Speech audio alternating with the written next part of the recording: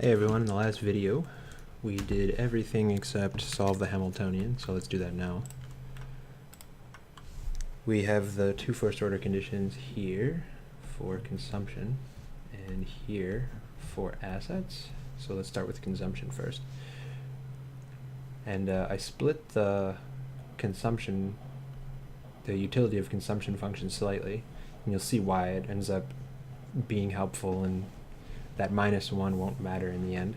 I think if you don't split it, maybe you won't see right away that when we take the derivative with c, there's going to be a c here, but not here, and there's no a in either. So this term actually won't come into play at all.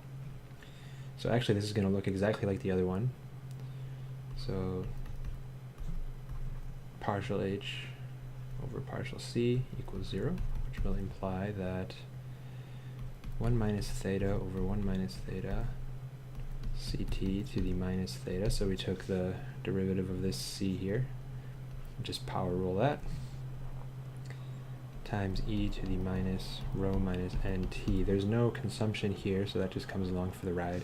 Nothing here, it goes to 0, and then we have minus nu equals 0.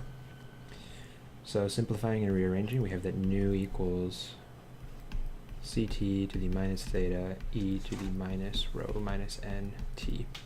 And just like last time, we'll also calculate nu prime en passant, minus theta ct to the minus theta minus 1, and chain rule out a c dot t.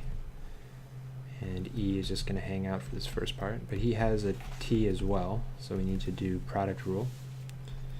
This time it will just be ct to the minus theta e to the minus rho minus nt, and chain rule again, so we'll end up with minus rho minus n on the end. Great, so let's do assets. Partial h over partial assets is going to be equal to minus nu prime. And that, let's see, there's no assets here. Let's do another color. There's no assets here, there's no assets here, so we're just going to end up with nu times r minus n. Nu r minus n equals minus nu prime, and we know the value of nu and the value of nu prime. So again, we substitute ct to the minus theta e to the minus rho minus nt times r minus n equals, and this is all minus, so theta ct minus theta minus 1 c dot t e to the minus rho minus nt. I made a mistake here. This should be minus as well. This should be minus as well. Oh, I'm sorry, the minus is over here. Whoop. So that's a minus. So it's going to become a plus in our second first order condition. Ct to the minus theta e to the minus rho minus nt times rho minus n. So first thing we can do is cancel all of the e's. Go away, go away, go away. And then we will divide everything by ct to the minus theta.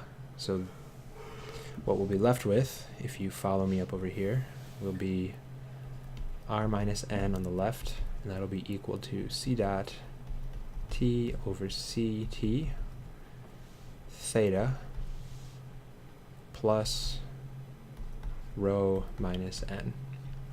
And then we'll move everything that's not c to the left. So ct over ct equals 1 over theta r minus rho. And that is the Euler equation. So with that, we are done with part A, and I'll see you for part B.